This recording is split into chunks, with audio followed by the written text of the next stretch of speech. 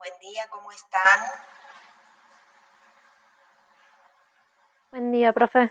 ¿Cómo andan?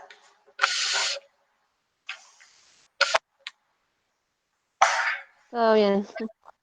Bueno, ¿todos los presentes han logrado subir su trabajo? Porque yo hasta anoche me anoté varios, pero por las dudas pregunto.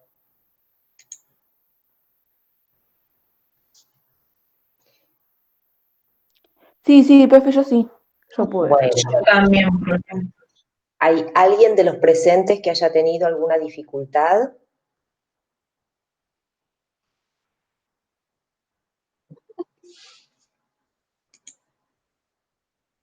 para subir su trabajo? ¿Se pueden habilitar el micrófono y me contestan?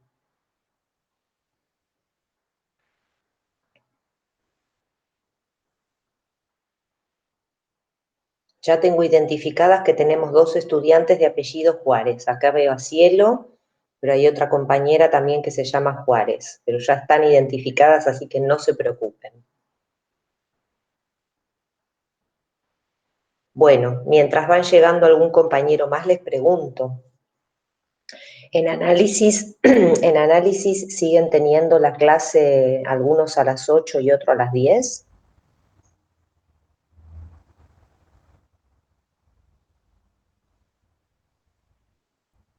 Profe, perdón, que eso es los sábados. Los sábados a las 9 tenemos análisis. Ajá, ¿y el horario original de análisis cuál es? Claro, el horario original de análisis es de 11 a 1 y no sé por qué la dan 2 horas antes. Bueno, bueno, está bien. ¿Ustedes le dijeron al profesor que tienen otra materia?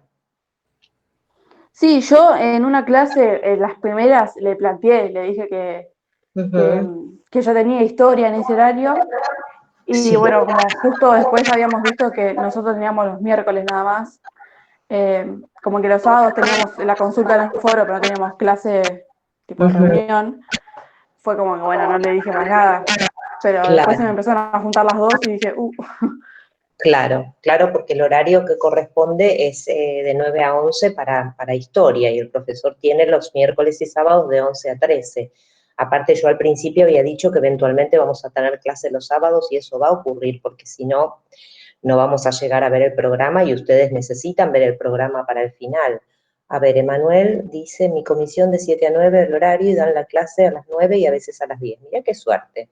Yo voy a cambiar también el horario. No voy a hacer eso. Pero bueno, quería consultarles. Muy bien. ¿Alguna consulta de lo que hicieron? ¿Algún comentario? ¿Les resultó difícil? ¿Pudieron justificar bien? ¿Qué les parece? ¿Cómo se sienten con el trabajo que subieron? ¿Se pueden habilitar el micrófono, por favor?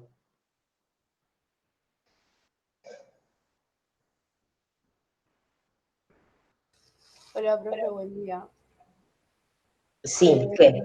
Nada, estuvo bueno que sea esa modalidad, al menos a mí me gustó. Sí, Yo igual, por ejemplo, hice todo escrito, no, quizás no hice cuadro comparativo o ítem, preferí redactar todo. claro. Pero bueno, está buena esa modalidad, menos como para los parciales formativos, está bueno. Bueno, me alegro, Melina, el comentario. Los demás no tienen que quedar bien, ¿eh? Lo que me dicen, a nosotros nos sirve, ¿sí? Por eso les quería consultar.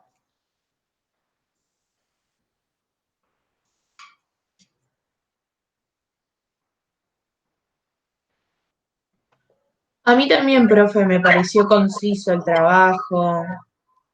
Además, como ya habíamos hablado un poco en la clase del sábado, fue mucho más fácil sobrellevarlo y yo por lo menos llegué a hacer todo. Bueno, me alegro entonces. Bueno, vamos a arrancar. Hoy nos vamos a dedicar al texto de Agustín Weidler.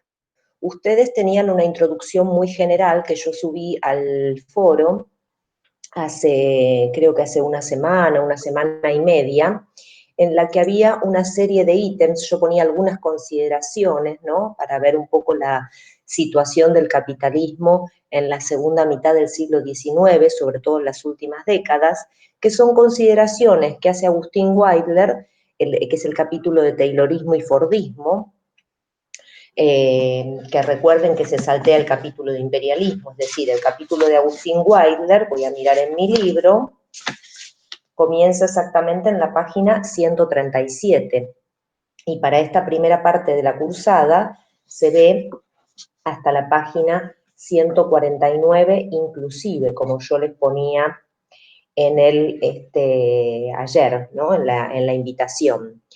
Entonces les decía, el profesor Agustín hace una serie de consideraciones sobre la situación del capitalismo mundial en la segunda mitad del siglo XIX, sobre todo en las últimas décadas del siglo XIX, consideraciones que el autor retoma de un libro de Eric Hobsbawm que se llama La Era del Imperio, ¿sí? Entonces, ¿cuáles eran esas consideraciones? Las voy a repasar, estoy mirando por otro lado, si me ven, porque estoy ahí con el machete para no perderme, que es algo de lo que yo les había puesto en el foro. Entonces, una de esas consideraciones que hace el profesor es que la Gran Depresión, esa crisis que se inició en 1873 con un pánico financiero en Viena y en Nueva York, fue una crisis estructural. Cuando los historiadores hablamos de algo estructural en el tiempo histórico, es algo profundo, ¿sí? Una crisis estructural del sistema capitalista. Y entonces dice, lo que estaba en juego era la rentabilidad del sistema. Está ya planteando que no era una crisis de escasez como solían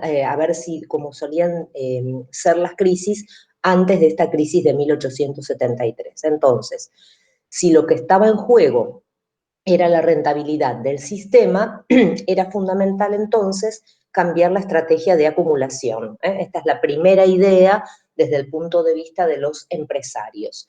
Cambiar la estrategia de acumulación, ¿para qué? Y para seguir acumulando beneficios, que es la lógica en el sistema capitalista.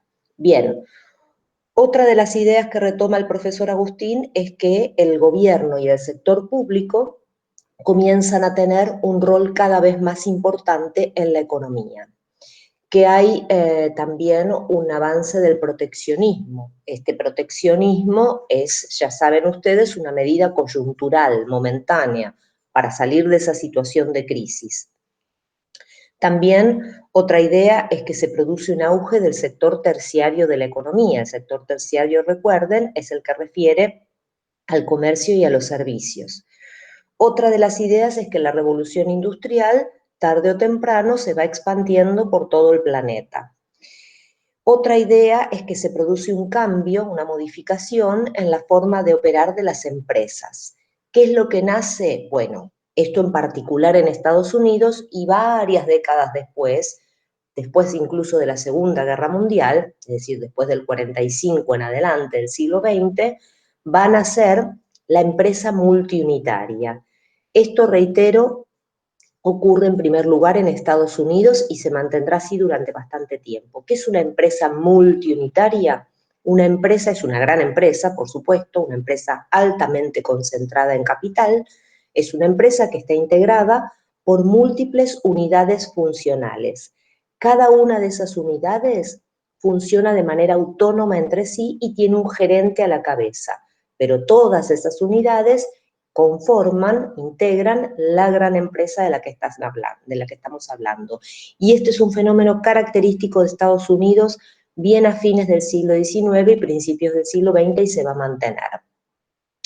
Por otro lado, se empieza a aplicar la gestión científica del trabajo al interior de las fábricas, esto es, hay un cambio en la forma de organizar el trabajo y la producción en las fábricas. Nosotros lo contamos en la clase en la que hablamos del texto de Nahuel Jalil. Aplicar la gestión científica del trabajo al interior de la fábrica es lo mismo que decir aplicar las ideas de Taylor. Y a la larga también se aplicará el Fordismo. Gran Bretaña, otra de las ideas, deja de ser la única potencia industrializada, ustedes esto ya lo saben, le salen a Gran Bretaña dos grandes competidores, Alemania y Estados Unidos. Se produce también el fenómeno del imperialismo, esto es la competencia por obtener y mantener nuevos mercados, y va a nacer en Estados Unidos el mercado de masas. Como resultado del nacimiento del mercado de masas, también en Estados Unidos va a generalizarse la aplicación del Fordismo, esto es, una producción masiva de bienes estandarizados. ¿Por qué nace el Fordismo? Y bueno, nace el Fordismo respondiendo a esa demanda masiva. Bueno, hasta ahí entonces algunas ideas generales para tener en cuenta, para ubicarnos un poco en qué andaba Estados Unidos y a la larga en qué andaba el mundo capitalista o iba a estar el mundo capitalista con el correr del tiempo. ¿De qué habla concretamente Agustín Weidler? Él habla de, o describe, cómo cambia el proceso de trabajo al interior de las fábricas y cómo se llega primero, por un lado, a aplicar el taylorismo, que se utiliza en primer lugar en la fábrica del padre de Frederick Taylor, de este ingeniero estadounidense, y rápidamente se generalizará a otras empresas dentro de Estados Unidos. Y después el profesor Weidler habla del Fordismo, ¿sí? Describe la aplicación del Fordismo, en qué consiste, en primer lugar, cómo se aplica y cómo triunfa, es decir, tiene un saldo muy positivo desde el punto de vista del empresario en la fábrica de Henry Ford, y luego, por supuesto, se generaliza a otras fábricas en Estados Unidos. Tanto el taylorismo como el Fordismo también, con el correr de las décadas, se generalizará en Europa, pero falta para eso. Bueno, dicho esto, vamos directamente al texto de Agustín Weidler y les digo, en las primeras páginas, las primeras 3 páginas concretamente, el profesor Weidler habla de qué características tenía el trabajo antes de la aplicación de la gestión científica. Les recuerdo que de Agustín Weidler se lee desde el principio entonces hasta la página 149 inclusive. En unas clases más, yo les voy a avisar, vamos a retomar el texto de Weidler para describir la crisis del Fordismo y la aplicación del toyotismo. Pero eso, digo, desde la página 150 en adelante, lo vamos a ver después de analizar las consecuencias económicas de la Segunda Guerra Mundial. Antes no. Entonces les decía, ¿cómo era el trabajo en las fábricas antes de la aplicación del taylorismo o de la gestión científica? Los usamos como sinónimos. Bueno, hablamos de la existencia del oficio. ¿Qué significa el oficio o para qué se utiliza el término del oficio? Para describir al trabajador muy calificado, que era muy preparado, que era el trabajador que existía antes de la aplicación generalizada del taylorismo. Este trabajador tan calificado, el oficio, era un trabajador que conocía todas las partes del proceso de producción. Yo todo esto lo expliqué con Nahuel Jalil, que aborda el tema, pero hoy se va a ver con un poquito más de profundidad. Esa idea del oficio, les quiero decir que venía desde la época medieval, ¿sí? Eran trabajadores que estaban agremiados en gremios de artesanos, reitero, porque eran trabajadores muy calificados, y para el siglo XIX, lo que entiende, sobre todo para la segunda mitad del siglo XIX, lo que entiende el empresario estadounidense, porque reitero, esto es en Estados Unidos en particular, lo que entiende el empresario estadounidense es que el oficio, ese trabajador tan calificado, atenta, va en contra de los intereses de la acumulación de capital. Y el interés de la acumulación de capital, recuerden, es algo típico del empresario. Entonces, ¿cómo hacer para atacar? Disculpa, ¿qué dijo a lo último? Que el oficio, a ver si dije esto, que el oficio atenta contra la acumulación de capital. Y recuerden que la acumulación de capital es la acumulación de beneficios, es la lógica típica del empresario capitalista. Entonces, ¿cómo hacer desde el punto de vista del empresariado para atacar al oficio, para quebrar ese gran poder que tenía este trabajador tan calificado, ¿sí? Y la solución, entonces, la encontraron los empresarios estadounidenses para atacar al oficio, implementando la gestión científica del trabajo. ¿Cómo pudo hacer esto el empresario estadounidense? ¿Cómo pudo aplicar la gestión científica del trabajo al interior de la fábrica? y porque contaba con un montón de oferta de mano de obra, una amplia oferta de mano de obra. Lo digo de otra manera porque había muchos inmigrantes en Estados Unidos, recuerden últimas décadas del siglo XIX, que Europa expulsa población, esto yo lo contaba el otro día, expulsa en el sentido de que la gente inmersa en esta crisis de 1873 sale a buscar nuevas oportunidades. Voy a abrir un paréntesis y les doy un detalle más como para que ustedes puedan imaginar el proceso. En esas migraciones, grandes migraciones que se van a producir desde Europa, los grandes centros receptores de población van a ser países que tengan baja densidad demográfica. La densidad demográfica, no sé si lo saben, es la relación entre habitante por kilómetro cuadrado. Los grandes receptores de población desde fines del siglo XIX, ¿quiénes fueron? ¿Qué países fueron? Brasil, la Argentina, Estados Unidos, Canadá y Australia. Estos países, reitero, van a ser grandes receptores de población. Entonces, en el contexto de las últimas décadas del siglo XIX y primeras décadas del siglo XX hasta el estallido de la Primera Guerra Mundial en 1914, porque ahí hay un parate en los movimientos poblacionales como consecuencia natural del inicio de la guerra, Estados Unidos va a recibir muchos inmigrantes. Entonces, el empresario estadounidense que tiene esta preocupación por quebrar el oficio, por debilitar a este trabajador tan calificado para tomar el propio empresario las decisiones del proceso de trabajo y de producción al interior de su fábrica, va a contar con un montón de gente que quiere trabajar y que va a aceptar cualquier condición, ¿sí? Entonces, en este contexto se entiende el triunfo, ¿sí?, de la aplicación del Taylorismo. Entonces, ¿qué es lo que dice Weidler o el profesor Weidler en el texto? En ese contexto de gran cantidad de inmigrantes van a ser el obrero tipo del Taylorismo.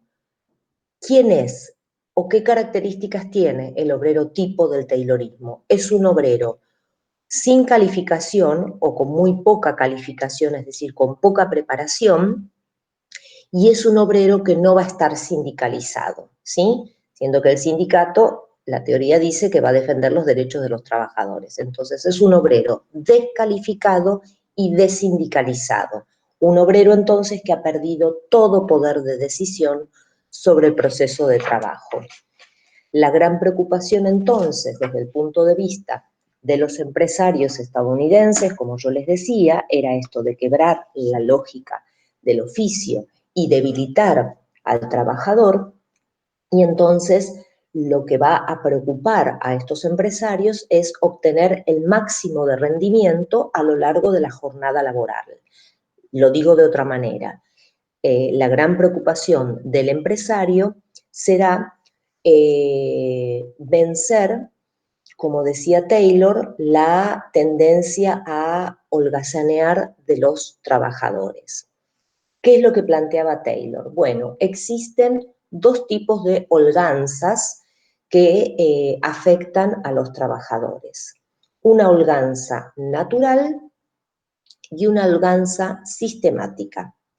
Contra la holganza natural, decía Taylor, no podemos ir porque es algo que inherente a la condición de ser humano. Yo siempre les digo a mis estudiantes, así haciendo un chiste malo y nos reímos un poco, un mala onda el tal Taylor porque es tan agradable dedicarse al ocio creativo, ¿no es cierto? O a tratar de descansar. Pero bueno, esto es lo que veía Taylor. Contra la holganza natural de los obreros no se iba a poder ir porque es algo natural, inherente a la condición de ser humano. Contra lo que sí había que ir, hacia lo que, o a lo que había que atacar, era la holganza sistemática. ¿De dónde venía la holganza sistemática del trabajador? De trabajar en grupo. Esa holganza sistemática, decía Taylor, entonces se producía porque un trabajador se iba contagiando de otro y ese otro se iba contagiando de un tercero y así sucesivamente. Eso, decía Taylor, hay que quebrarlo, porque hay que lograr obtener, les reitero, de la perspectiva de estos empresarios, el máximo rendimiento a lo largo de la jornada laboral y, si lo queremos decir de otra manera, la mayor productividad a lo largo de la jornada laboral. Para lograr, entonces, el objetivo de quebrar la holganza sistemática es que se empezaron a aplicar los principios de la gestión científica. En primer lugar, el control del proceso de trabajo debe pasar a la gerencia, decía Taylor, ¿sí? No pueden controlar los trabajadores el proceso de trabajo. Quien debe controlar todo el proceso de trabajo, entonces, es la gerencia. La iniciativa, decía Taylor, debe pasar a la gerencia. Al plantear que la iniciativa del proceso de trabajo debe pasar a la gerencia, es que el profesor Agustín, ¿no?, el capítulo, dice la relación capital-trabajo, les digo la frase y después se las marco en el texto, pero es una frase importante a la hora de estudiar. La relación capital-trabajo empieza a girar en torno del saber. La relación capital-trabajo es lo mismo que decir la relación entre empresarios y trabajadores comienza a girar alrededor del saber. ¿Quién tiene entonces, o quién debe tener, en la perspectiva tayloriana, el monopolio del saber? La gerencia. Y ese monopolio del saber que tiene la gerencia, luego la gerencia lo irá brindando en compartimentos estancos, en compartimentos separados, a los trabajadores. Entonces, ¿qué resultado se va a obtener de esta dinámica? Van a aparecer los obreros tayloristas que van a estar calificados o van a saber hacer solo una parte de la producción y nada más. Y si es posible van a estar desindicalizados, si es posible, digo, desde la perspectiva del empresariado. Tres principios básicos, entonces, caracterizan, tres principios básicos caracterizan a la gestión científica del trabajo. Por un lado, la sistematización de los conocimientos obreros pasan a ser sistematizados por la gerencia. Esa sistematización de los conocimientos obreros, de los obreros, pertenecen a la gerencia, ¿sí? Que es lo mismo que decir que el trabajo debe depender de la gerencia. Ese es uno de los principios básicos. Otro, la concepción del trabajo es separada de la ejecución. Alguien concibe, alguien organiza el trabajo. ¿Quién? La gerencia. Y por otro lado, el trabajo es ejecutado por el obrero. Entonces, se separa por un lado concepción del trabajo, por otro ejecución del trabajo. Ese es el otro principio. Y finalmente, el tercer principio básico del taylorismo es que el monopolio del conocimiento por esto de que el empresario tiene el monopolio del conocimiento, es que el proceso de trabajo, cada paso del proceso de trabajo está controlado por la gerencia, ¿sí? El control del proceso de trabajo va de nuevo, está monopolizado por la gerencia, ese es el otro principio básico. Y acá, en el capítulo, cuando el profesor Agustín está describiendo estos principios básicos, va a retomar en varias oportunidades a un tal Benjamin Coriat, que se los voy a escribir aquí en el chat, que es un autor clásico para analizar los cambios en el proceso de trabajo de la producción. Ahí está, un teórico, Benjamin Coriat. A Benjamin Coriat lo va a utilizar, lo va a nombrar el capítulo para hablar de esto del taylorismo, para hablar del fordismo y también para hablar del toyotismo. Bueno, retomando a Coriat, Agustín Weidler dice, bueno, ¿cuál fue el aporte histórico del taylorismo? Liberar los tiempos de producción del control del oficio, del control del trabajador tan calificado. Lo desarticuló en sus propias bases e impuso la norma o la ley patronal dentro del taller. Ese es el aporte histórico del taylorismo, imponer la ley patronal dentro del taller.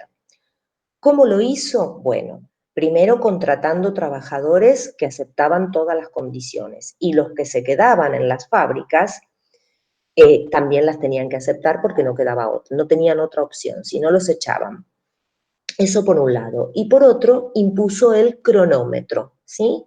El cronómetro y el taller y el cronómetro es un libro clásico también para analizar estos cambios en la organización del trabajo y de la producción. El cronómetro servirá para medir tiempos. Y como yo les planteaba en la clase pasada, esos tiempos entonces van a estar medidos de acuerdo con el trabajador más productivo. A esa medida, al trabajador más productivo, deberán llegar todos los demás si quieren cobrar su sueldo. Un sueldo relativamente más alto que los salarios anteriores. No se van a creer que el trabajador taylorista cobraba grandes sueldos, para nada. Pero es un sueldo un poco mejor, ¿sí? Un poquito más alto que lo que cobraban los trabajadores anteriores.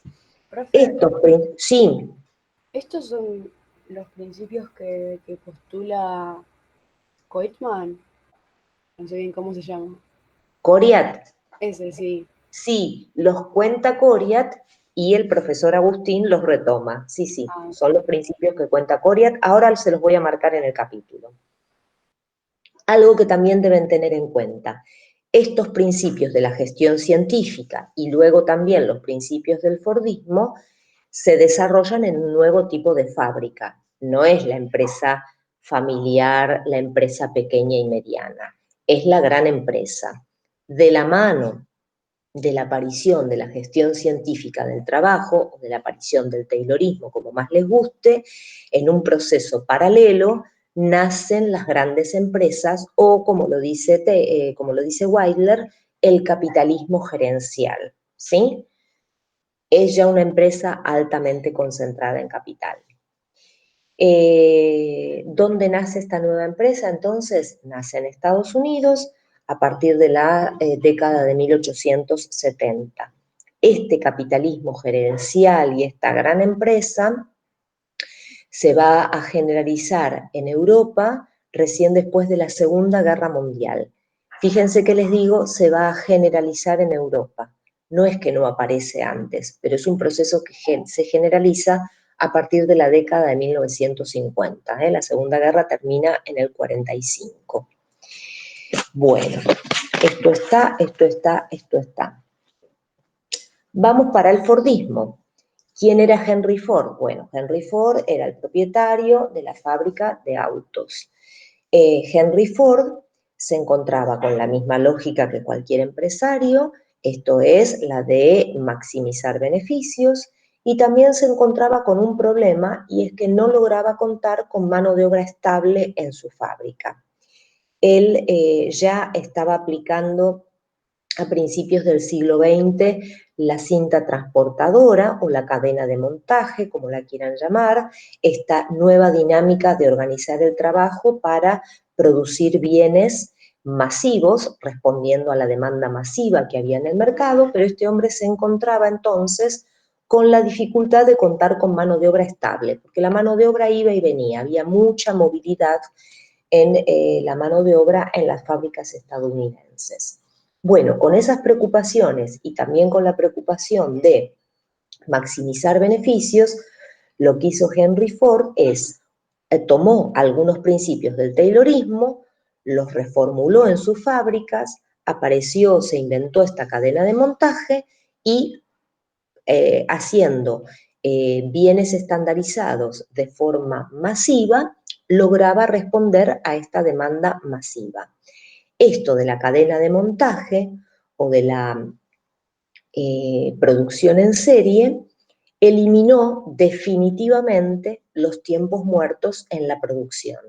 Si con el taylorismo los tiempos muertos en la producción se redujeron y mucho, con la aplicación del Fordismo los tiempos muertos se eliminan definitivamente, que era la gran preocupación del empresariado estadounidense. ¿Por qué se eliminan definitivamente los tiempos muertos con el Fordismo en el proceso productivo? Y porque el tiempo lo impone la máquina, ¿sí? La idea de la cadena de montaje, por eso yo les recordaba la película de Charlie Chaplin, Tiempos Modernos, es que el trabajador está parado delante de esta cadena de montaje y van pasando las partes del producto.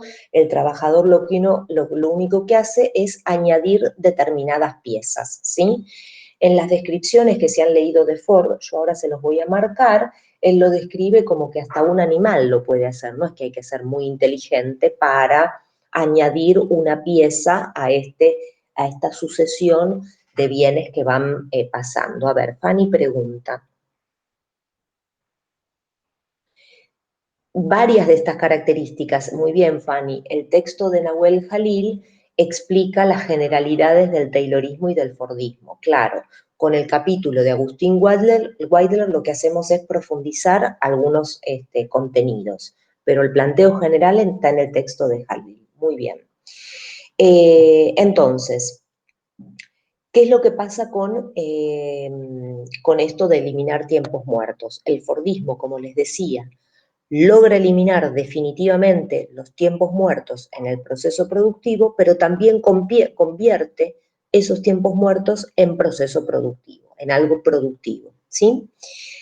¿Qué es lo que implica entonces la aplicación del fordismo? Una parcelación máxima del proceso productivo.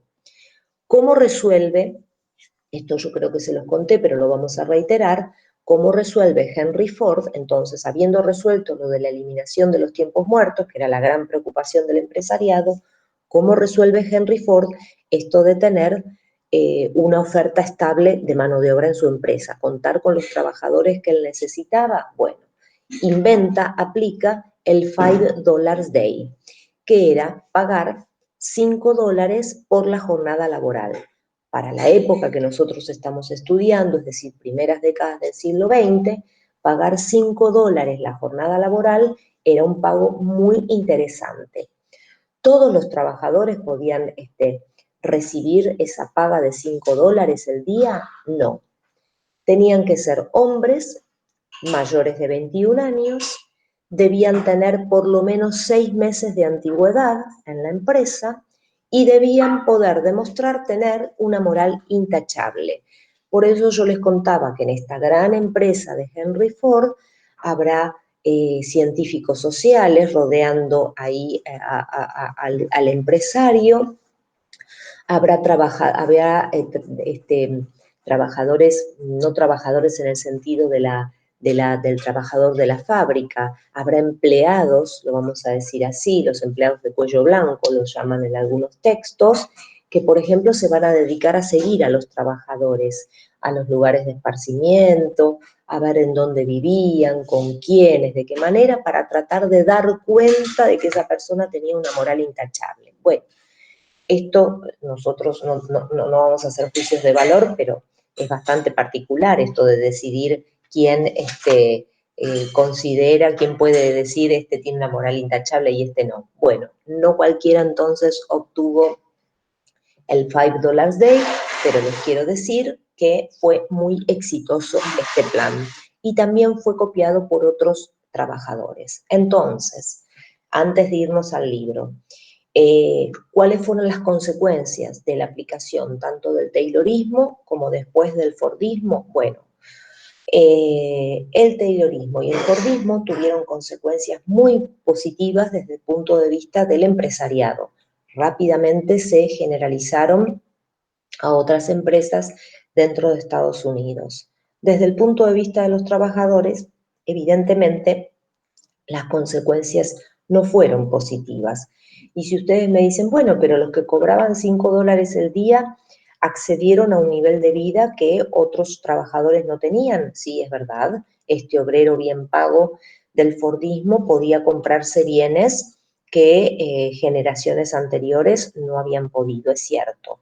Pero la verdad es que han perdido toda capacidad de decisión, hacen un trabajo mucho más rutinario y reiterativo. Es el trabajo enajenado, la enajenación que produce el trabajo en el capitalismo, que había descrito también Carlos Marx, y ha perdido capacidad de negociación. Y no toma ningún tipo de decisión en el proceso productivo. Esto también es importante tenerlo en cuenta. Bueno, dicho esto, ¿alguna pregunta de esta explicación? porque si no vamos al texto.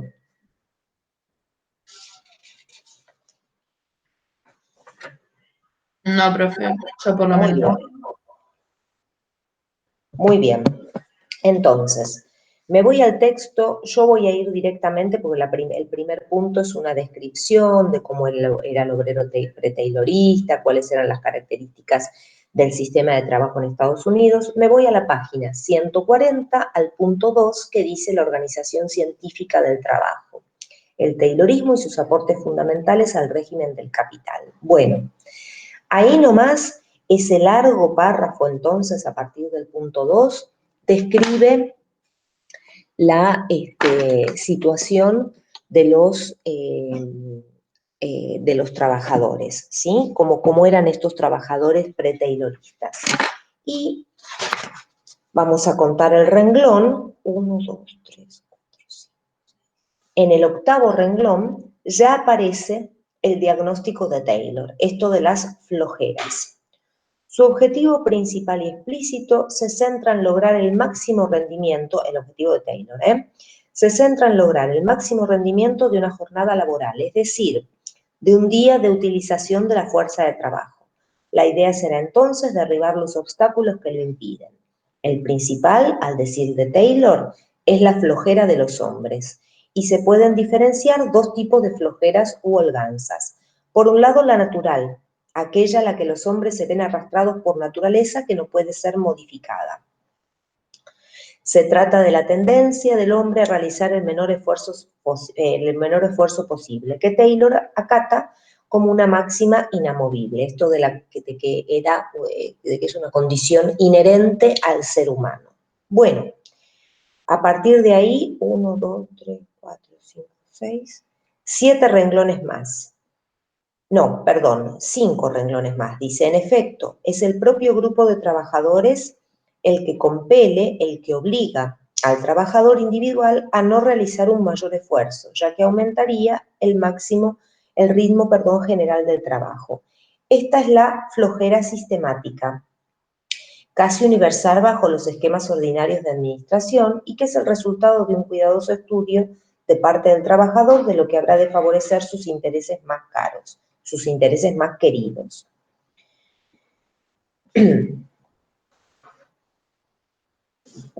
Bien. Me voy a la página 141 y ahí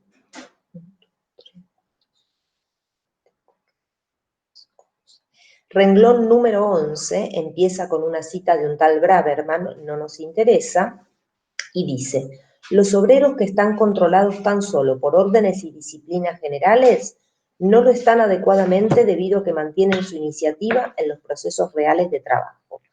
Hay que quebrar la iniciativa del obrero. ¿Quién tiene que tener la iniciativa? La gerencia. Y la gerencia le indica al obrero lo que tiene que hacer. Pierde poder de decisión el trabajador taylorista y lo va a perder definitivamente con el fordismo. Mientras que controlen el proceso mismo de trabajo, ellos impedirán los esfuerzos para realizar el máximo potencial inherente en su fuerza de trabajo. Para cambiar esta situación, el control sobre el proceso de trabajo debe pasar a manos de la gerencia. Y lo dice después, lo sigue explicando. Y un poquito más abajo dice, 1, 2, 3, 4, 5, 6, 7 renglones más. La iniciativa debe pasar a la gerencia. Ese mismo proceso fue denominado por algunos autores en una expresión más abstracta como expropiación del saber obrero. El patrimonio obrero sobre los procesos de producción es dinamitado en sus propios cimientos por el taylorismo de ahora en más. La gerencia, eficaz instrumento al servicio del capital, monopolizará el saber. La relación, ahí venía la frase que yo les decía importante a la hora de estudiar. La relación capital-trabajo comienza a girar en torno al eje del saber. Es en ese mismo ámbito donde se llevará a cabo la batalla crucial entre fines del siglo XIX y principios del XX.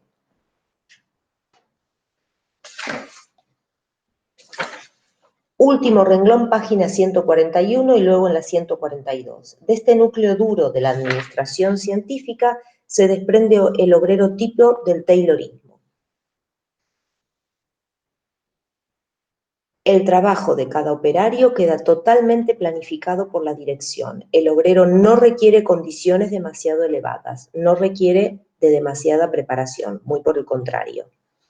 Bien, segundo párrafo en la página 142, tienen empieza el autor a explicar los 3 principios del Taylorismo.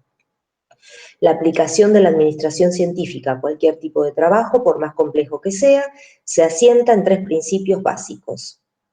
3 renglones después. El primero se basa en la sistematización de los conocimientos obreros por parte de la gerencia, y los explica.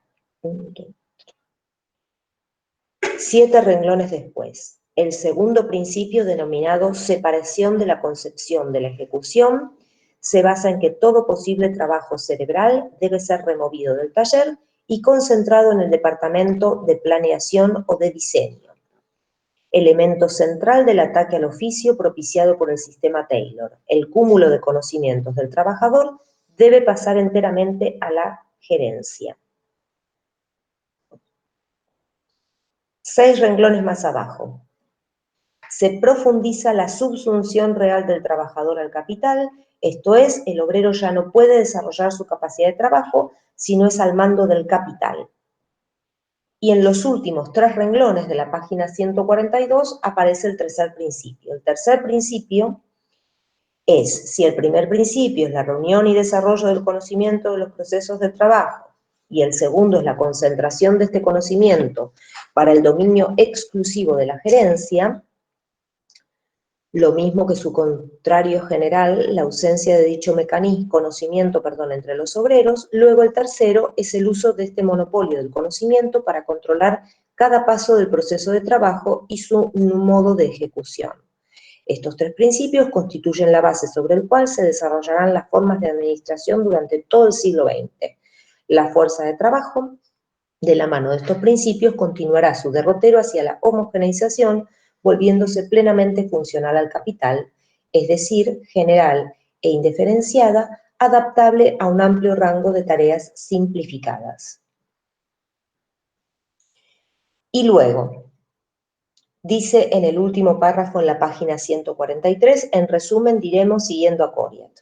Ustedes lo leen ese resumen y yo les digo desde el 1, 2, 3, 4, 5, 6, 7, 8. Acá les digo, cuenten desde abajo, desde donde termina el párrafo, hasta el renglón número 8, a ver si lo encuentran, de abajo para arriba. La idea rectora es la eliminación de tiempos muertos, ¿sí? Porque les cuenta cómo se introduce el cronómetro. Evidentemente se verifica un aumento de la jornada laboral, del tiempo efectivo de trabajo. Si bien no aumenta la cantidad de horas del obrero en el taller, el trabajo se intensifica.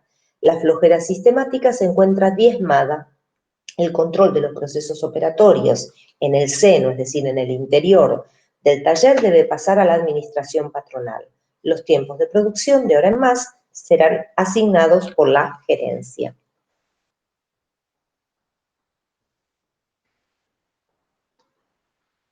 Bueno, ¿hasta acá vamos? ¿Está marcado el texto?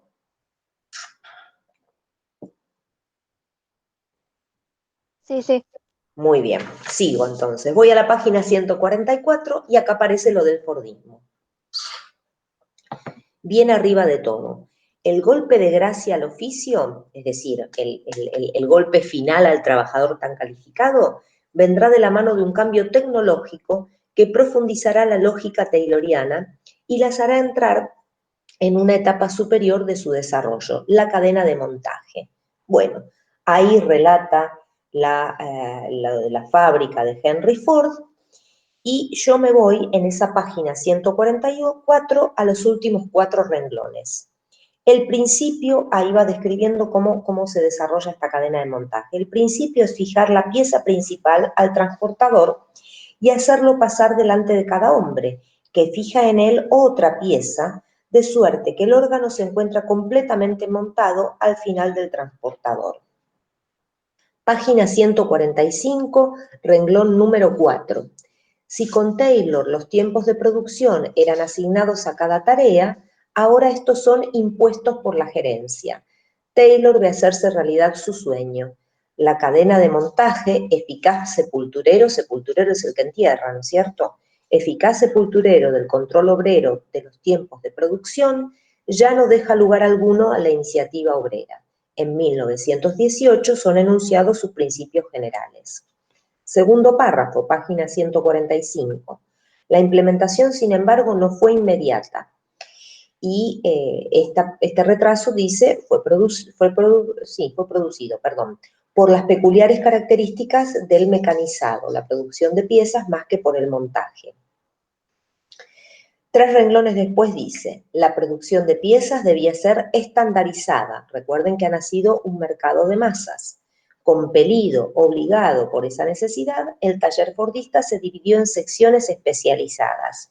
Sectores enteros del taller destinados a la producción de una pieza, el taller por pieza, lo que habilita el paso de la máquina universal, destinada a varias operaciones y que debe ser manejada por obreros que posean una variada gama de modos operatorios, a la máquina especializada, destinada a una sola operación y que no requiere más que obreros especializados. Los perfeccionamientos se suceden y nace la fábrica racionalizada. Y esta es una nueva palabra. Nosotros no hemos hablado de fábrica racionalizada. Si ustedes ven pasar entonces el concepto de fábrica racionalizada, estamos hablando de una gran empresa que aplica las ideas del Fordismo, es decir, no es cualquier empresa. A ver qué es la fábrica racionalizada. Transportadores de cinta y de cadenas, grúas de puente y máquinas especializadas lanzadas cada una a su propia carrera. Toda la infraestructura del suelo va acompañada de una red aérea que asegura la circulación mecánica de las piezas de los órganos a montar a lo largo de una línea de producción o de una línea a otra. Las herramientas manuales están colgadas encima de los puestos de trabajo.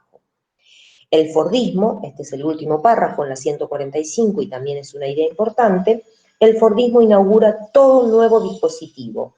Una serie de renovadas estrategias de extracción de plus trabajo son la base de los cambios cualitativos, ¿sí?, de características que se producen. Y esto de la extracción del plus trabajo, recuerden que se relaciona, no es sinónimo con el concepto de plusvalía, que habíamos visto de Marx, aquella idea por la cual a lo largo de la jornada laboral el trabajador produce más de lo que en realidad se le paga. Ese trabajo de más, que no se ve reflejado en el salario, constituye una parte de las ganancias del empleador. Con el Fordismo, esas ganancias se verán aumentadas. En primer lugar, el transportador no solo elimina los tiempos muertos, más aún los convierte en tiempo de trabajo productivo. Andar no es una actividad remuneradora, solía decir Ford, ¿sí? Bueno, no lo vamos a leer esto. Página 146. La línea de montaje lleva hasta sus límites la parcelación del trabajo. Si el taylorismo se caracterizó por la separación de concepción y ejecución, el Fordismo lo desarrolla aún más y garantiza la subdivisión del propio trabajo de ejecución, la parcelación. Con Taylor el obrero todavía conservaba parte de su destreza. Ford tiene en claro que hay que suprimir la necesidad de la destreza en la utilización de la mano de obra. No obstante, un desarrollo de la parcelación tan acentuado solo pudo realizarse en base a un enorme aumento del maquinismo. La composición, y acá viene otra idea, tener en cuenta que solo se explica en 3 renglones. Ojo con esto, y solo aparece acá en este segundo párrafo de la 146. La composición orgánica del capital se ve fuertemente modificada en el transcurso de unos pocos años. Nada más. Entonces los invito a leer la nota a pie de página, la nota número 4, que dice: este concepto, es decir, la composición orgánica del capital, hace referencia a la composición técnica del capital.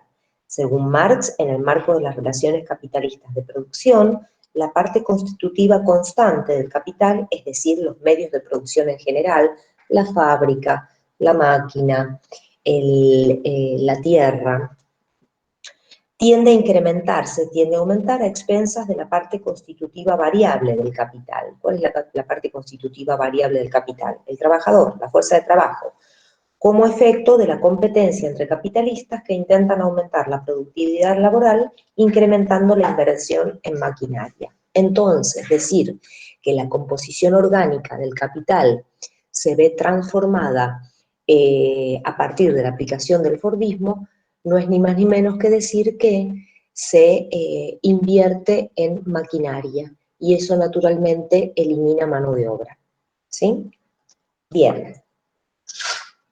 Dicho esto, de la composición orgánica del capital, vuelvo al segundo párrafo en la 146, el autor incorpora otro tema, que tiene que ver con el principio del panóptico. Esta nueva reorganización, reubicación de las maquinarias al interior de la fábrica implica que quien está a cargo de la producción tiene un control permanente, puede vigilar permanentemente lo que hacen los obreros en todo el taller, ¿sí? Por otra parte, el cambio en la organización del taller, su nueva distribución espacial, genera un principio panóptico de vigilancia. En efecto, la producción en línea incrementa la visibilidad del proceso de trabajo por parte del capataz, contribuyendo de esta forma a incrementar la tasa de ganancia, ya sea porque aumente la productividad del trabajo o porque aumente la intensidad del mismo. Si el taylorismo establece nuevas normas de trabajo, en estudio de tiempos y movimientos, la separación de la concepción de la ejecución, podemos decir, no importa si lo dijo Coria, que el Fordismo establece nuevas normas de productividad. 5 renglones más abajo. Por otra parte, la cadena de montaje no solo incrementa el rendimiento del trabajo, sino que también aumenta, por medio de una gestión particular del capital circulante, la velocidad del ciclo del capital productivo. Párrafo siguiente. En este sentido, se afirma que Ford logró reducir la holganza de los materiales de la misma forma que Taylor redujo la holganza de los hombres. La idea central es que se produzca un aprovisionamiento continuo y regulado a los obreros quietos en sus puestos de trabajo, incremento de la ganancia por medio de la reducción del costo de producción. El valor de las mercancías en términos de tiempo de trabajo necesario se reduce. En conclusión, voy a la página siguiente. Las nuevas normas de producción que instaura el Fordismo pueden ser definidas con mayor precisión. Comienza la era de la producción en serie de mercancías estandarizadas cuyo valor en tiempos de trabajo, en términos, de tiempo de trabajo necesario ha sido rebajado. Vamos a decirlo de otra manera. Esta producción en serie de bienes estandarizados, ¿qué es lo que logra obtener? Productos más baratos, porque se ha reducido el tiempo de trabajo, el empresario ha tenido que hacer una inversión previa grande en maquinarias, pero logra reducir mano de obra, ha eliminado definitivamente los tiempos muertos y logra producir estos bienes que son comprados por más cantidad de gente. ¿Sí? Bueno, ¿hasta acá vamos? ¿Estamos bien? Sí, profe. Muy bien. Entonces, vemos lo del $5 Day. Esto aparece en el punto 3.2, ahí en la página 147. Bueno, empieza el autor recordando algo del salario en la época de Taylor.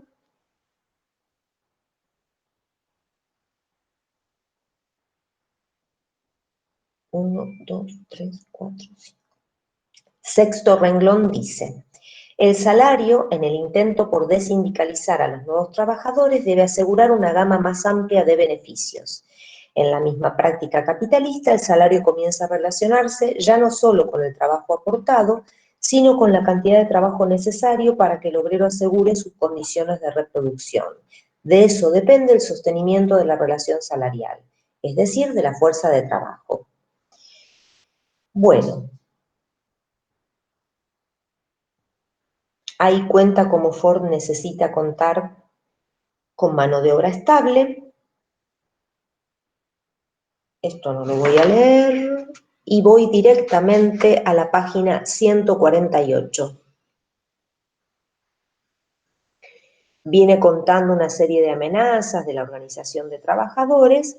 En el renglón número 4 de la página 148 dice: la respuesta a esta serie de amenazas fue el anuncio en absoluto discreto, lo hicieron a propósito, del $5 Day a principios de 1914.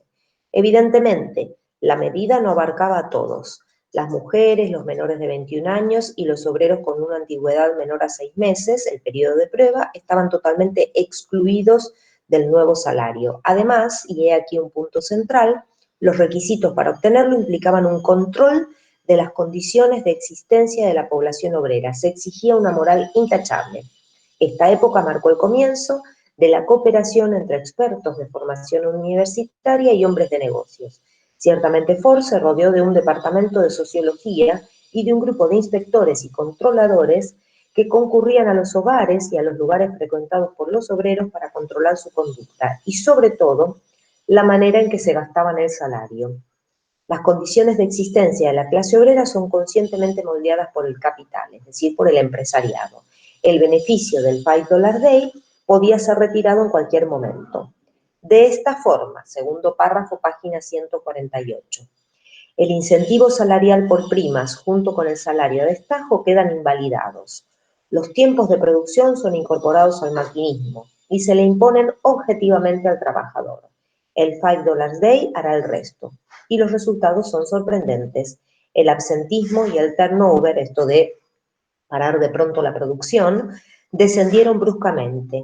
El costo de producción disminuyó y los niveles de producción aumentaron a un ritmo desconocido hasta entonces. Niveles de producción y niveles de productividad. Recuerden, relación entre tiempo y trabajo de producción. La producción en masa del automóvil se hizo presente. Los salarios altos, en contraposición al miserabilismo que impera en las encuestas del siglo XIX, se volvieron una necesidad del nuevo proceso de acumulación, del nuevo modo de consumo de la fuerza de trabajo. ¿Sí? Y ahí viene una cita de Ford que es más o menos ilustrativa. Bueno, esto por ahora del texto de Agustín Weidler. ¿Se ha entendido el planteo? Sí, profe. Muy bien. Entonces, vamos a elegir algunas preguntas de la guía de lectura, ¿sí? Que es la guía de lectura número 7. De esa guía de lectura yo me voy a quedar con la consigna número 2, para explicar las ideas del taylorismo, la consigna número 3, que tiene que ver con el fordismo, la consigna número 4, que se responde con los 3 miserables renglones que tiene el texto, no mucho más, que dice: explique de qué manera se ve modificada la composición orgánica del capital. Esto del el empresario que invierte en maquinaria, ¿sí? Y hasta ahí por ahora, porque nosotros vamos a empezar con el texto de la crisis del 29 y estos temas aparecen después de la página 150. Entonces, consignas 2, 3 y 4 de la guía de lectura número 7, que es el texto de Agustín Weidler. Bueno, si no hay preguntas, yo voy a hacer una introducción del texto de Elena Sirica, que es el texto que comienza en la página 161. ¿Sí? Hago una introducción y por hoy terminamos. El texto de Elena Sirica comienza entonces en la página 161 y describe en particular la crisis del 29 en Estados Unidos. Pero ¿cómo está organizado el texto? Bueno, el texto está organizado primero haciendo una larga explicación sobre las características de la década de 1920 en Estados Unidos, ¿sí? La expansión de los 20, los años locos, como los ha inmortalizado el cine de Hollywood, o los felices 20. Después describe las teorías, o cuenta la autora, las teorías que existían hasta ese momento para explicar el origen de las crisis económicas, ¿sí? Las teorías, las explicaciones que daban los teóricos del liberalismo sobre el origen de las crisis económicas antes del crack de Wall Street de 1929, y las explicaciones que daban los teóricos del marxismo antes del crack de Wall Street de 1929.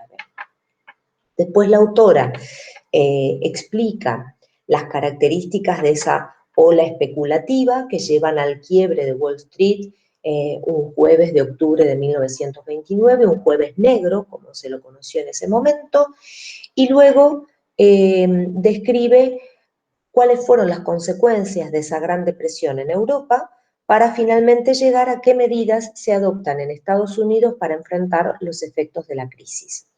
Esas medidas que se adoptan en Estados Unidos para enfrentar los efectos de la crisis tienen que ver con el llamado New Deal,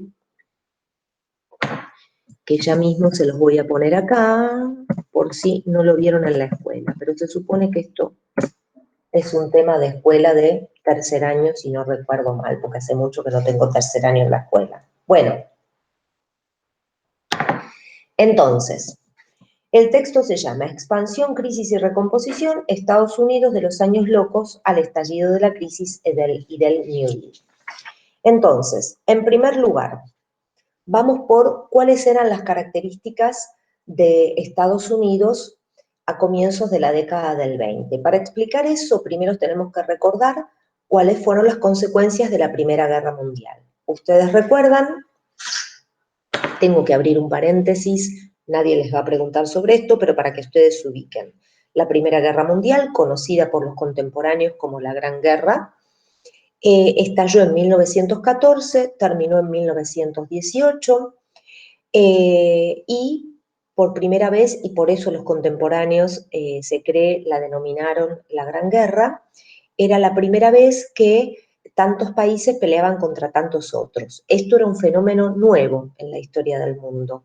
Una guerra que durara 4 años parecía ser un juego de niños para los europeos, porque los europeos, guerra de los 7, de los 30 años, de los 100 años, guerra que enfrentó a Francia y a Gran Bretaña. Decir 4 años de guerra parecía ser la nada misma, pero lo cierto es que la denominaron la Gran Guerra porque fue una guerra, insisto, un conflicto que enfrentó a varios países contra tantos otros. Esa guerra en realidad fue básicamente iniciada por el Imperio Alemán, ¿no? Aquel antiguo imperio tan poderoso que nosotros hemos dejado ahí conformado e industrializado a Alemania como una gran potencia. Va a tener grandes ansias de empezar la guerra pensando que iba a durar muy poquito y que iba a convertirse en potencia rectora dentro de Europa. Esa guerra entonces se enfrentó al imperio alemán, junto al imperio austrohúngaro y al imperio turco o imperio otomano contra Gran Bretaña, Francia, Italia, Bélgica, países menores dentro de Europa, menores digo en cuanto a su desarrollo industrial, y Imperio Ruso, también aliado de Gran Bretaña, Francia y compañía, y finalmente Estados Unidos. ¿Por qué digo finalmente? Porque Estados Unidos entró en la guerra recién en 1917, mismo año en que para octubre los rusos se retiran de la guerra, producto de que pasan su revolución comunista de la mano de Lenin. Profe, Sí, perdón, ¿le puedo hacer una pregunta nada que ver pero con eso? bueno, Luli, diga Luli porque dice Luli ahí. El parcial, entre comillas, y me acabo de fijar y dice, bueno, estado de la entrega, fecha de entrega, y me dice, tiempo restante, la tarea está retrasada por 2 horas y 14 minutos, pero abajo me dice archivos enviados, y bueno, lo que yo mandé, pero no sé por qué me aparece como que está retrasado. Bueno, dame un segundo. Luli, ¿cómo te llamas? Lucila Gómez. Lucila, perdón, yo digo por cómo los veo ahí los nombres. Sí. Esperá, estoy mirando porque en el celular me llegan notificaciones. No, porque digo, por ahí no le llegó y se le tengo que reenviar, pero a mí me parece como que está enviado, pero después me dice que como que está retrasado. Bueno, espera que estoy mirando, Lucila. Lucila Gómez. A ver. ¿Vos a qué hora la subiste, Lucila?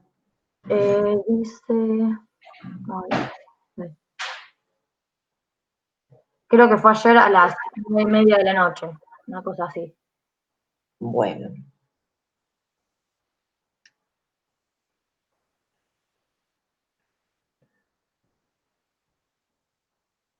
Bueno, en el celular, Lucila, yo no llego a ver. Lo que no lo vea en el celular, tranquila, no quiere decir que no se haya subido. Espera que voy a mirar mi lista también por las dudas.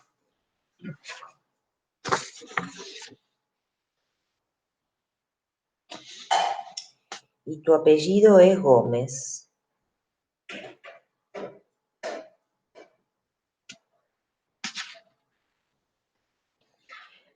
Lucila, primero te hago una pregunta.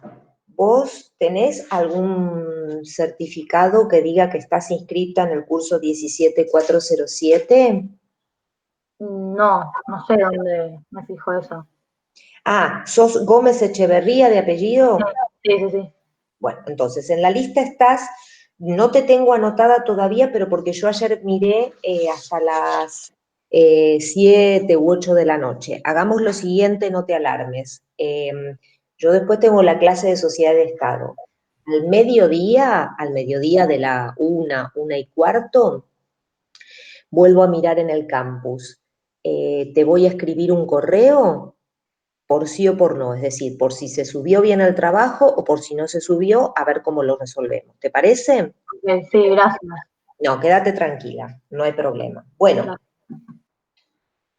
entonces les decía, la guerra termina en 1918 y los imperios, el imperio alemán, el imperio austrohúngaro y el imperio turco u otomano son derrotados, ¿sí? Y algunos dicen, bueno, el gran triunfador de la guerra fue Estados Unidos. Ahora vamos a explicar por qué. En 1919 hubo una reunión de representantes de los países triunfantes, una reunión que se desarrolló en las afueras de París, en el Palacio de Versalles, ¿sí? Se conoce como Tratado de Versalles o Conferencia de París. En ese tratado, entre todas las disposiciones que se firmaron, se declaró que Alemania era culpable de la guerra y como tal, por ser declarada culpable de la guerra, debía pagar indemnizaciones a los países a los que había agredido, reparaciones de guerra. Esto, imagínense, en la mirada, en la concepción de los alemanes, era absolutamente vergonzante, era una humillación desde todo punto de vista y desde ahí también se puede entender la virulencia, la fuerza del nazismo en épocas posteriores. Bien, además de ser declarada culpable y deber pagar reparaciones de guerra, Alemania debió ceder parte de su territorio. Esa cesión de territorios fue sobre todo para los franceses. Ahí fueron a parar de nuevo a manos de los franceses las provincias de Alsacia y Lorena, que nosotros nombramos cuando describíamos el despegue industrial alemán. Los países vencedores se repartieron áreas de influencia y ahí también se entiende que Italia luego se haya volcado al fascismo, ¿sí? A este sistema tan totalitario. ¿Por qué? Porque Italia, que estaba del lado de los países vencedores, denunció que no había sido recompensada por el Tratado de Versalles como otros países que también habían triunfado. Entonces, también circuló en Italia, y esta es una traducción textual de los documentos, la idea de la victoria humillada o de la victoria vergonzante. Bueno, de este Tratado de Versalles también se firmó la creación de la Sociedad de las Naciones, un organismo que fue propuesto por el presidente Woodrow Wilson, que era el presidente en ese momento de Estados Unidos, que motivaba la creación de una organización supranacional. Se los anoto también. supranacional, que significa que supera las fronteras nacionales. Es decir, la Sociedad de las Naciones no pertenecía a ningún país en particular, sino que pertenecía a un conjunto de países. ¿Para qué nacía la Sociedad de las Naciones? La Sociedad de las Naciones tenía como objetivo fundamental velar por la paz mundial. La verdad es que tuvo una vida útil bastante corta y le fue mal en ese objetivo, porque en 1939 estalló la Segunda Guerra Mundial, pero esto todavía en 1919 no se sabía. Desaparecieron los antiguos imperios, es decir, desapareció Alemania. De Alemania lo que quedó fue se me fue el nombre, ¿cómo se llama la república? Bien, de Alemania quedó la República de Weimar, que es el lugar donde se firmó, donde se sancionó una constitución. Del enorme imperio austrohúngaro nacieron como países independientes Austria, Hungría y países más chiquitos. Bueno, el antiguo imperio ruso, ya les digo, estaba en su mundo comunista, es otra historia que nosotros ya vamos a ver con otro texto. Y del imperio otomano o imperio turco nació Turquía. Estas repúblicas como la República de Weimar, como Austria, como Hungría, ya les anticipo que eran repúblicas políticamente débiles que serían pronto presa fácil del nazismo cuando empiece a avanzar. Y en el caso de Italia, como les dije que ha estado dentro de los países vencedores, entonces va a circular esta idea de la victoria humillada, de la victoria vergonzante para los italianos, y para la década de 1920, para 1922 en concreto, se va instaurando el totalitarismo de la mano del tal Benito Mussolini. Bien, toda esta explicación teórica para pensar en cuál es la situación de Estados Unidos. Estados Unidos, después de la Primera Guerra Mundial, queda como el gran acreedor del mundo. Estados Unidos saldrá a otorgar préstamos a los países europeos para ayudarlos en su reconstrucción. Ya les anticipo que fueron préstamos caros, es decir, préstamos con intereses altos, que provocaron que a la larga los países no los pudieran pagar. Pero esto todavía no se sabía. Al interior, puertas adentro, en Estados Unidos, los años 20 fueron una época de crecimiento económico sin precedentes. Un crecimiento, un auge, una explosión del sector secundario de la economía, del sector industrial, que arrastró consigo al auge del sector terciario de la economía. Esta expansión, esta explosión del sector secundario de la economía, del sector industrial, provocó también la posibilidad de la gente en Estados Unidos de acceder a bienes y a una vida, a la buena vida, como se decía en ese momento, y la posibilidad de comprarse artículos y de disfrutar de comodidades que generaciones antes no hubieran imaginado. Es la era de los electrodomésticos. Hay tanta publicidad, que es algo también novedoso de la época, referida por ejemplo, a la aparición del lavarropas. Traten de imaginar a esas amas de casa disfrutando de esa comodidad del lavarropas, por ejemplo.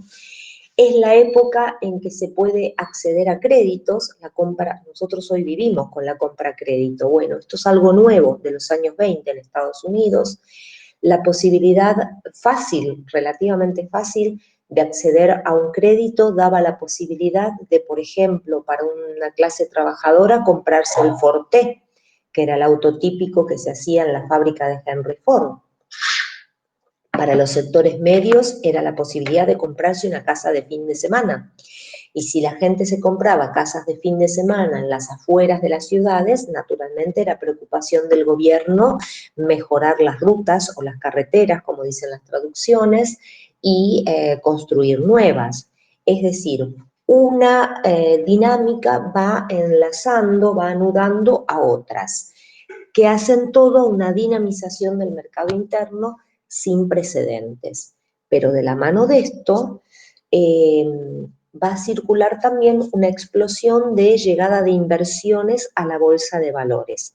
La bolsa de valores no era un invento de los años 20, la bolsa de valores de Wall Street en particular existía desde fines del siglo XIX. Lo particular, lo significativo de los años 20 es que a todo el mundo se le ocurre, ahí en Estados Unidos, invertir en la bolsa. No nos interesa entonces en este análisis pensar si el rico se seguía pudiendo comprar un Rolls Royce. Lo que nos interesa analizar es si el trabajador se puede comprar un Forte, por ejemplo.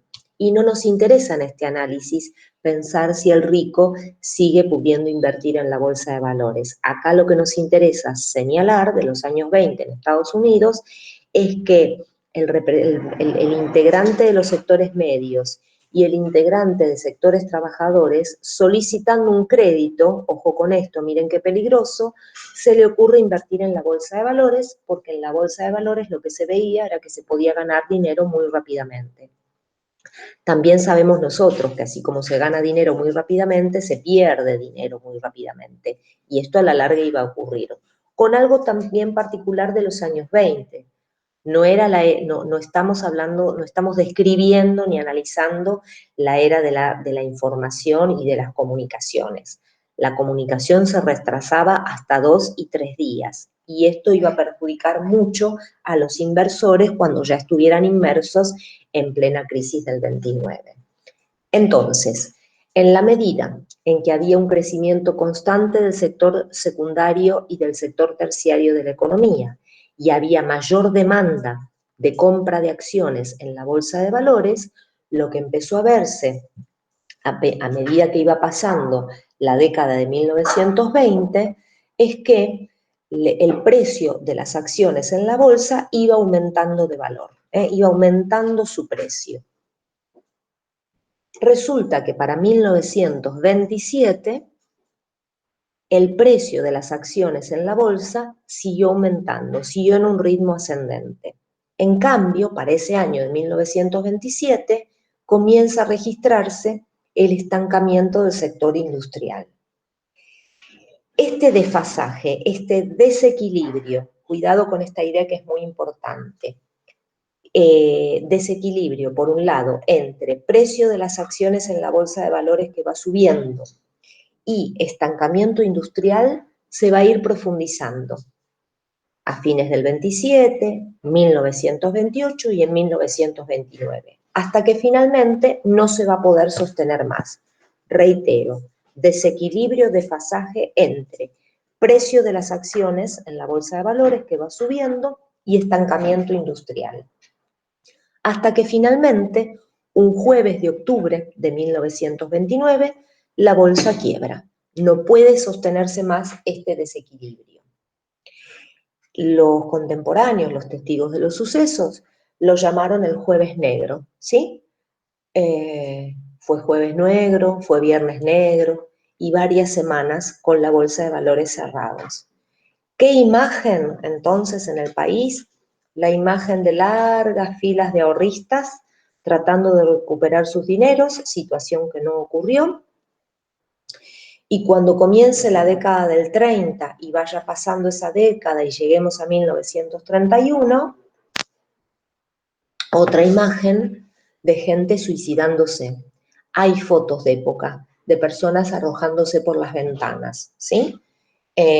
Grandes empresarios que perdían sus fortunas de manera inmediata. Acá me gusta siempre hacer un comentario, por ahí tienen vista la película Titanic, ¿sí?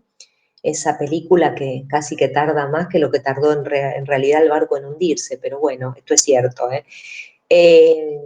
la película Titanic, ¿cómo termina? Y está nuestra heroína, la heroína de la película, tapándose para que ese novio horrible no la viera, o el antiguo novio no la viera, y por ahí dice que el novio finalmente se va a terminar suicidando en la época de la Gran Depresión. Bueno, que es un hecho de la ficción, un relato de la ficción en la película, es tomado de un ejemplo de la realidad, ¿sí? Hubo una ola de suicidios en el país frente a la desesperación de un país tan rico, tan pujante, siempre en desarrollo desde su momento de despegue industrial, que se veía inmerso en una depresión tan profunda.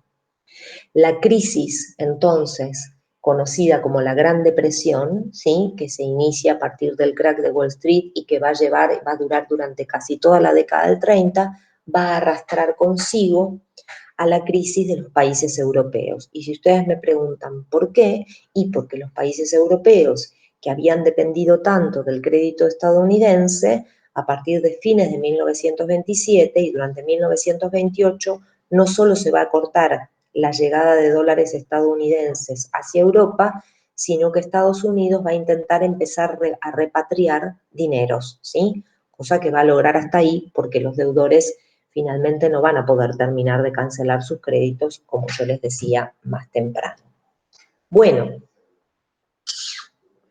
no les voy a hablar más porque deben estar cansados y deben estar también, según, si no entendí mal, preocupados por otras evaluaciones formativas. Pero sí les quiero marcar preguntas de la guía de lectura número 8, ¿sí? La guía de lectura que refiere al capítulo de Elena Sirica.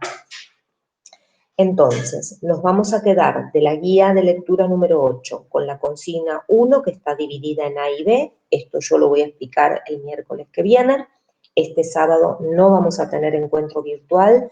Sí vamos a tener algún otro sábado, que ojalá, que espero que esto de la superposición de horarios se arregle. Pero nos vamos a encontrar en clase virtual el día miércoles 9:15, como es habitual. Vamos a mantener la consigna número 1, dividida en A y B, que refiere a las explicaciones sobre las crisis. Vamos a mantener la consigna número 2, los factores sobre los que se asentó el crecimiento estadounidense en la década de 1920. Esa consigna número 2 se une también a los sectores sociales y económicos que quedaron marginados de la crisis, de la expansión de los 20, perdón. Consigna número 4, factores que contribuyeron al desarrollo de actividades especulativas. La consigna número 6 dice: explique por qué esa crisis repercutió en el resto del mundo capitalista. Hasta ahí no vamos a vincular ese análisis con la situación europea desarrollada en el texto de Mercedes López Cantera, porque ese texto no lo vamos a ver, no se ve ni en la cursada, ni se pide para el final, el texto de la Europa en entreguerras. Entonces, lo poco que vamos a leer sobre la crisis en el mundo, en el resto del mundo capitalista, es muy importante que lo vean por este artículo de Elena Sirica.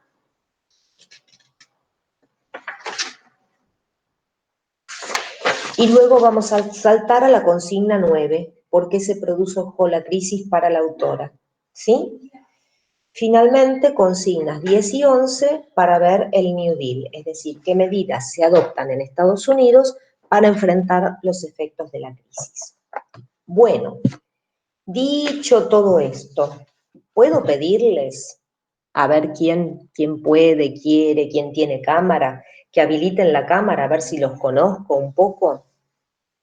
¿Sí? Y los micrófonos. A ver si nos saludamos, que ya estamos terminando.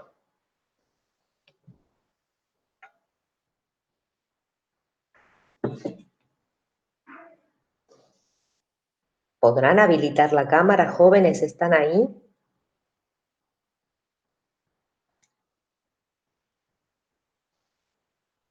Profe, yo estoy con la compu y no me funciona la cámara, mil disculpas. Bueno, Aldana, te agradezco. Ahí está Melina, mucho gusto. ¿Cómo le va?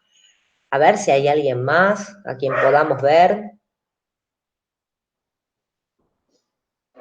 Bueno, a ver quién está por ahí. Por ahí está Rosalba, Fanny, ¿cómo le va? Milagros, mucho gusto. Emanuel, ¿cómo le va? Y a ver quién está por ahí. Matías. Muy bien, mucho gusto, Matías.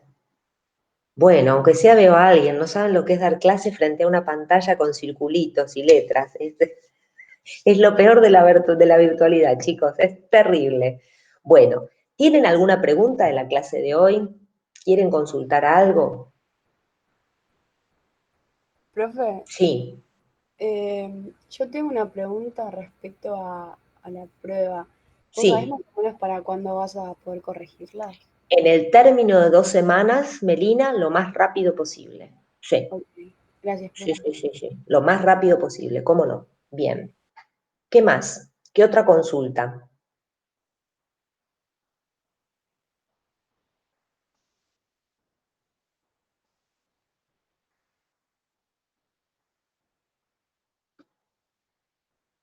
Bueno, les voy a poner en el foro, en estos días, algunas ideas generales del texto de Elena Sirica, como para ayudarlos a ustedes a hacerse un resumen y a contestar las preguntas o facilitarles la lectura. ¿Sí?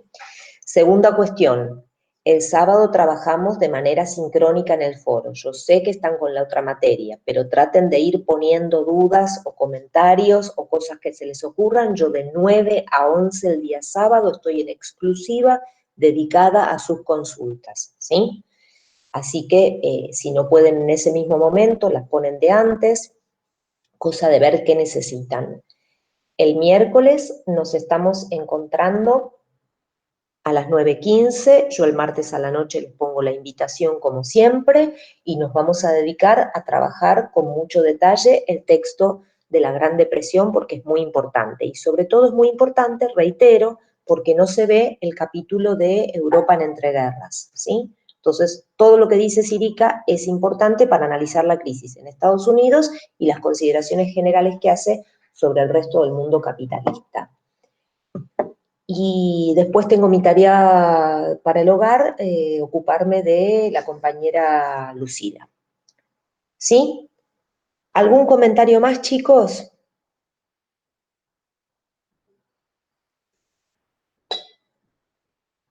No, por mí no, profe. No, profe, gracias. Bueno, gracias a ustedes por la participación. Hoy han sido menos, entiendo que están ahí ocupados con otras materias. Que tengan buen resto de semana, ¿sí? Que anden bien. Igualmente, profe, nos vemos. Gracias, muchas Chao. gracias. Igualmente, profe. Chao, Chao, profe. chicos, un gusto verlos. Chau.